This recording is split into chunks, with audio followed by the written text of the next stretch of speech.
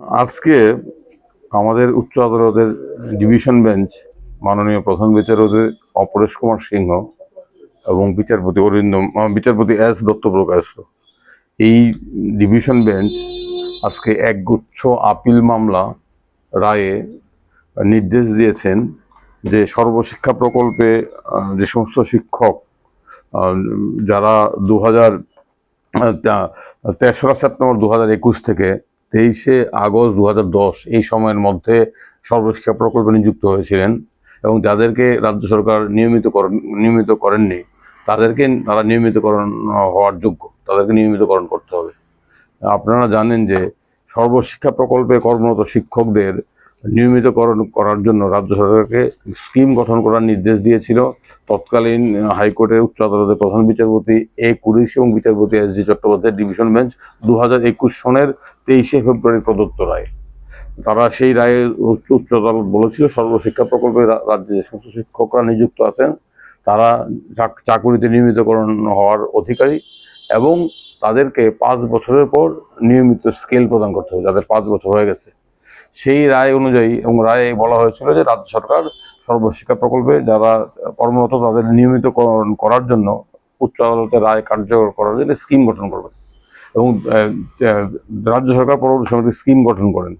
কিন্তু সেই স্কিমে রাজ্য সরকার স্কিম গঠন করার মধ্য দিয়ে একটা বিরাট সংখ্যক কর্মচারী যারা 3রা সেপ্টেম্বর 2001 থেকে 1-এর পর এবং 23শে আগস্ট 2010-এর আগে নির্বাচিত সর্বশিক্ষা প্রকল্পে নিযুক্ত হয়েছিলেন তাদেরকে নিয়মিতকরণ থেকে বঞ্চিত করেছিল। এর বিরুদ্ধে ওই শিক্ষকরা অনেকগুলো রিট মামলা একক বিচারপতির কাছে করেছিলেন, কিন্তু মাননীয় একক বিচারপতি সেই রিট মামলাগুলো খারিজ করে দিয়েছেন। কারণ মাননীয় একক বিচারপতি বলেছিলেন যে এই সময়ের মধ্যে যে সমস্ত শিক্ষকরা নিযুক্ত হয়েছিল তাদের নাকি এনসিআরটি কিংবা রাইট টু এডুকেশন অ্যাক্ট অনুযায়ী ন্যূনতম প্রয়োজনীয় শিক্ষাগত যোগ্যতা ছিল না, সেই কারণে তারা চাকুরিতে নিয়মিতকরণ হওয়ার অধিকারী নন। এর বিরুদ্ধে একগুচ্ছ রিট আপিল হয়েছিল। সেই রিট আপিলগুলোর দীর্ঘ শুনানি হয়েছিল। দীর্ঘ শুনানির পর আজকে উচ্চ আদালত রায় দিয়েছে। আজকে উচ্চ আদালত রিট আপিলগুলো সমস্ত মঞ্জুর করেছেন, অর্থাৎ একক বিচারপতি রায়কে খারিজ করে দিয়েছেন এবং উচ্চ আদালত এই সর্বশিক্ষা প্রকল্পে নিযুক্ত শিক্ষকদের বক্তব্য মান্যতা দিয়েছেন। তারা বলেছেন যে উচ্চ আদালত রায় বলেছেন যে 3রা সেপ্টেম্বর 2001-এর পর এবং 23শে আগস্ট 2010-এর মধ্যে সর্বশিক্ষা প্রকল্পে যে সমস্ত শিক্ষক নিযুক্ত হয়েছিলেন যাদেরকে রাজ্য সরকার স্কিম করে নিয়মিতকরণ থেকে বঞ্চিত করেছিল তাদের সবাইকে নিয়মিতকরণ করতে হবে। তার ফলে এই শিক্ষকরা বিরাট জয় হলো, তারা বিরাট জয় পেলেন এই উচ্চ আদালতের রায়ের ফলে। এবং এই উচ্চ আদালতের রায়ের ফলে শিক্ষা দপ্তরের যে একটা চক্রান্ত শিক্ষকদের বঞ্চিত করা, সর্বশিক্ষা প্রকল্প শিক্ষকদের বারবার আদালতে ঠেলে পাঠানো, তাদেরকে বারবার আদালতে দরজায় করোনাতে বাধ্য করা, তারা সেই প্রচেষ্টার মধ্যে একটা ঝামা ঘষা খেল। আমরা বারবার বলছি যে এই শিক্ষকদের বারবার হেনস্থা করা হচ্ছে, তারা সবাই নিয়মিতকরণের যোগ্য। বিচারপতি কুরেশি, প্রধান বিচারপতি এস.জি. চট্টোপাধ্যায় 2021-এর ফেব্রুয়ারি মাসে রায় স্পষ্ট করে বলেছিলেন তাদেরকে নিয়মিতকরণ করতে হবে। এবং তোমরা রাজ্য সরকার একটা স্কিম তৈরি করে রাজ্য সরকার স্কিমের ফাঁক ফোকর তৈরি করে এই বিরাট সংখ্যক শিক্ষককে যাদের সংখ্যা প্রায় কয়েক হাজার হবে তাদেরকে নিয়মিতকরণ থেকে বঞ্চিত করেছিল অত্যন্ত উদ্দেশ্যপ্রণীতভাবে। এর বিরুদ্ধে একক বিচারপতির কাছে মামলা করা হয়েছিল, অনেকগুলো রিট মামলা। একক বিচারপতি তাদের বক্তব্য মান্যতা দেননি, রাজ্য সরকারের সিদ্ধান্তকে বহাল রেখেছিল। এর বিরুদ্ধে আপিল হয়েছিল, সেই আপিলগুলোর আজকে শুনানির পরে শুনানি হয়েছিল মাসখানেক পূর্বে, আজকে রায় দিল। সেই রায়ের ফলে তাদেরকে এখন শিক্ষা দপ্তরে নিয়মিতকরণ করতে হবে। কতজন রয়েছে শিক্ষক? অনেকগুলো মামলা হয়েছিল, তো আমি করিনি, অন্য আইনজীবীরাও ছিলেন, যেমন সিনিয়র অ্যাডভোকেট কিরণ সুরি ছিলেন, সিনিয়র অ্যাডভোকেট সমীর দেব ছিলেন, আমি ছিলাম, আপনার দিব্যেন্দু সরকার ছিল, সমরজিৎরা ছিল, কৌশিক ছিল, তাপস দত্ত মন্ডল ছিল, শঙ্কর লোক ছিল, অনেকগুলো রিট আপিল হয়েছিল। এবং এই মামলা রায়ের ফলে আমার ধারণা অন্তত 2000 শিক্ষক নিয়মিতকরণ হবেন, তাদের চাকরি রেগুলার হবে।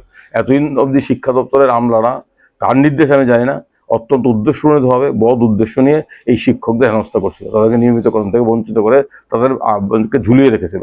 আজকে এই বিষয়ে উচ্চ আদালতের ডিভিশন বেঞ্চের রায়ের ফলে তারা নিয়মিতকরণ হওয়ার অধিকার হলেন। কতদিনের মধ্যে এই রায় 3 মাসের মধ্যে কার্যকর করতে হবে। Division Bench of Honorable Tripura High Court, headed by Honorable Chief Justice Aparesh Kumar Singh and Justice S. Dr. Prakasto, has rendered verdict in a batch of writ appeals. As a result of the said verdict, at least 2,000 teachers who are presently working under Sarva Shiksha Abhijan, they will be entitled to be regularized in their service. In February 2021, Honorable High Court directed state government to frame a scheme for regularizing the teachers who are serving under the Sarva Shiksha scheme. Thereafter, in purported compliance with the judgment of the Honorable High Court, state government education department framed a scheme. But in implementing the scheme, they, with bad intention, deprived a few thousand teachers on the alleged ground that at the time of their initial appointment, they did not possess the minimum educational and professional qualification. As a result thereof, they are not entitled to be regularized in service. Those teachers were very much aggrieved with such scheme. They approached the Honorable High Court by filing writ petitions. Many writ petitions were filed, and learned single judge of the Honorable High Court disposed those writ petitions by a common judgment. Learned single judge dismissed the writ petitions. Learned single judge held that those teachers are not entitled to be regularized on the alleged ground that at the time of initial appointment they did not have the minimum educational and professional qualification. Against the judgment of the learned single judge, many writ appeals were filed. Those writ appeals were heard at length by the Honorable High Court a few weeks ago. Today, verdict has been given.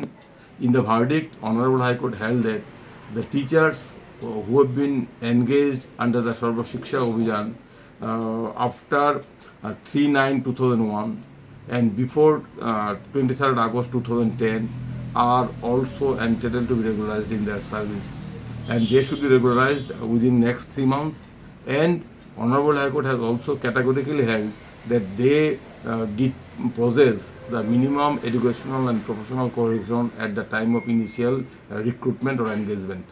So as a result of this verdict, thousands of teachers, at least 2,000 teachers have been benefited, and their long agony, their harassment has come to an end. So they have really, naturally they are very much relieved